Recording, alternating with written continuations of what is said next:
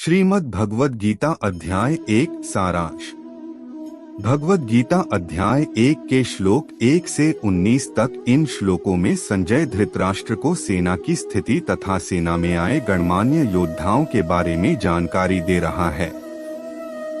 भगवद गीता अध्याय 1 के श्लोक 20 से 23 श्लोकों में अर्जुन कह रहा है कि भगवान, मेरे रथ को दोनों सेनाओं के मध्य में ले चलो ताकि देख लूं कि मेरे सामने टिकने वाले कौन कौन से योद्धा हैं। भगवद गीता अध्याय 1 के श्लोक 24 से 25 में वर्णन है कि भगवान कृष्ण ने रथ को दोनों सेनाओं के मध्य में खड़ा करके अर्जुन से कहा कि देख सामने खड़े राजाओं तथा कुरुवंशियों को। भगवद गीता अध्याय 1 के श्लोक 26 से 45 तक के श्लोकों में वर्णन है कि अर्जुन ने युद्ध के लिए तत्पर अपने ही संबंधियों, पुत्रों व पौत्रों, साले तथा ससुरों को मरने मारने के लिए आए हुए देखा तो श्री कृष्ण जी से विशेष विवेक से कहा कि सामने खड़े मासूम बच्चों, अपने साथी व चचेरे भाइयों व संबंधियों को देखकर मेरा शरीर कांप रहा है, धनुष हाथ से गिर रहा है, मैं खड़ा भी नहीं रह पा रहा हूँ, अपने ही जनों को मारना अच्छा महसूस नहीं कर रहा हूँ। हे कृष्ण, न तो मैं विजय चाहता हूँ न ही राज्य का सुख, चूंकि उनको जो स्वयं अपने राज्य व जान की परवाह चिंता न करके मरने को तैयार हैं, उन्हें मारकर मैं राज्य नहीं चाहता। मैं बंधुओं व पुत्र तथा पौत्रों को मारना नहीं चाहता।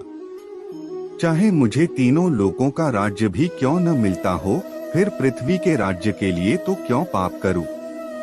इनको मारने से तो पाप ही लगेगा। ऐसे कुकर्म करके हम कैसे सुखी हो सकते हैं? ये सामने खड़े राजा लोग तो मोह माया में अंधे हो रहे हैं, फिर हमें तो ज्ञान है।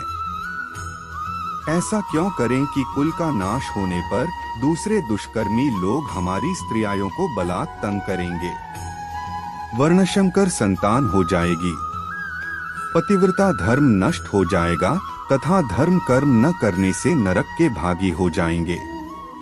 वास्तव में हम बहुत पापी हैं जो अपने ही बंधुओं को स्वार्थवश मारने को तैयार हो गए हैं। भगवद गीता अध्याय 1 के श्लोक 46 में अर्जुन ने कहा कि भगवान, इस पाप को बचाने के लिए यदि धृतराष्ट्र के पुत्र मुझ निहत्थे को मार दें और युद्ध न हो तो भी मैं स्वयं मरना बेहतर समझता हूँ कि एक मेरे मरने से लाखों बहन विधवा होने से बच जाएंगी तथा लाखों मासूम बच्चे अनाथ होने से बच जाएंगे।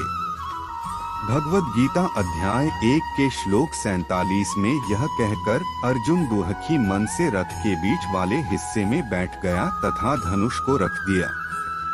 अध्याय 1 में कुल 47 श्लोक हैं, जिनमें से 2 श्लोक 24 से 25 श्री कृष्ण ने बोले हैं, शेष संजय तथा अर्जुन ने कहे हैं।